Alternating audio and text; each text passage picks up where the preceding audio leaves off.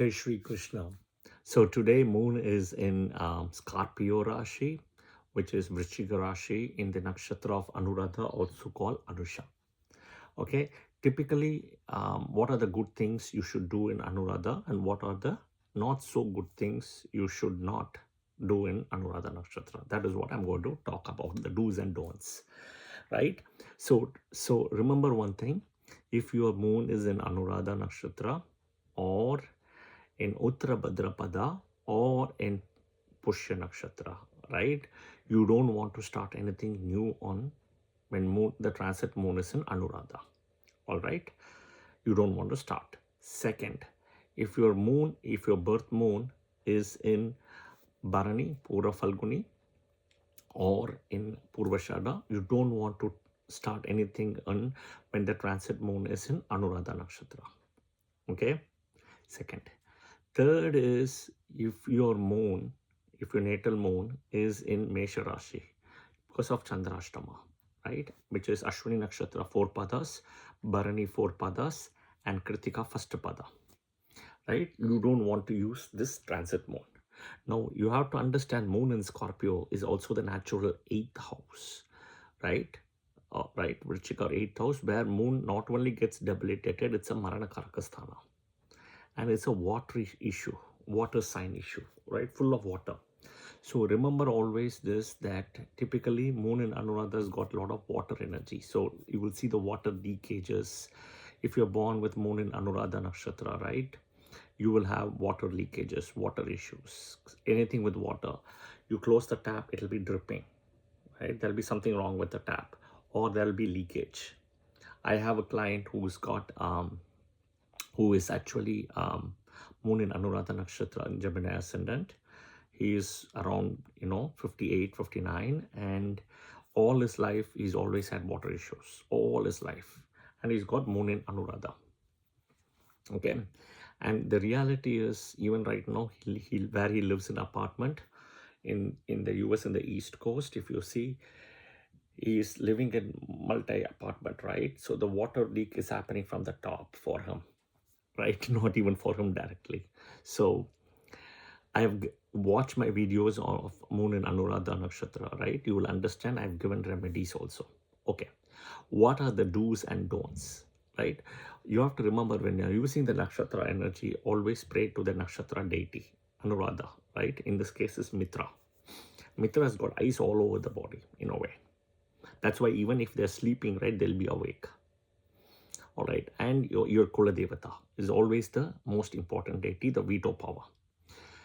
Anything with group related activities is good to start. Brainstorming sessions, group discussions, everything with group. Or you want to start yoga, meditation, anything with occult science, astrology. Okay. Travel, yes, you can, but again, you have to see the strength of the moon, etc. Okay. Anything with healing, anything with secret, secretly you want to do things, Anuradha Nakshatra. Okay, spend time with friends, right? Parties, singing and dancing, all those things. Okay, you can definitely do. Avoid, restrict. Marriage, no. Okay, marriage, no. Any inauguration of beginnings, right? You may want to be a little careful. You're doing something which is continuing already, a group discussion or something you've already started.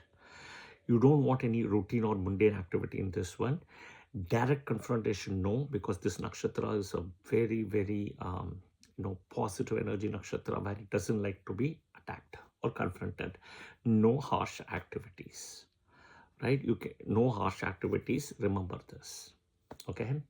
So again, you have to remember this is 8,000 Kal Purush, where moon gets debilitated, and moon Marana Karakasthana. It's very emotional Rashi, right? Owned by Mars, and it's also kind of associated with accidents and things. So you want to be aware of all those things, and you want to always pick when the moon is with strength here, especially when you come to Scorpio. The most important thing is whenever moon comes to Scorpio, specifically because of 8th house Kal Purush, the nakshatras here are very interesting nakshatras, which is starting from Visakha 4th pada, where moon gets debilitated, Then Anuradha Saturn Nakshatra, where Saturn and Mars joins here. Saturn and Mars joins in multiple places, 3 places at least. In Dhanishta Nakshatra in Kumbha, Dhanishta in Makara, and then here, um, where it is Anuradha Nakshatra, right? 3 places. And then you have Jyeshta, a very difficult nakshatra for the moon, and it's also Jyeshta Mula Gandanta will also come later. And if you see, Jyeshta was the one who went and complained to Daksha about the Soma's behavior to all the other 26, wives of Soma versus Rohini. So it's a little bit tricky one, right? In 8th house, and 8th house is a Maranakarakasthana. And this is where Saturn Mars meets, where 8th house Saturn itself is a Karaka. All right. Always remember this. Look at also the so-called, I published header sheet as well. That should help. Yeah, I hope this video was helpful. And if you have any questions, do share your comments in the comment section as well. If you like the video, press the like button and also share it with your friends and family. And of course, there is also the notification button if you want to get subscribed to my videos so that you are up to date on the content I publish. All right. Om Shukraya Namaha. Om Shanishwaraya Namaha. It's a Saturn thing. Om Mangalaya Namaha. And Om Lakshmi Namaha. Jai Shri Krishna. Thank you.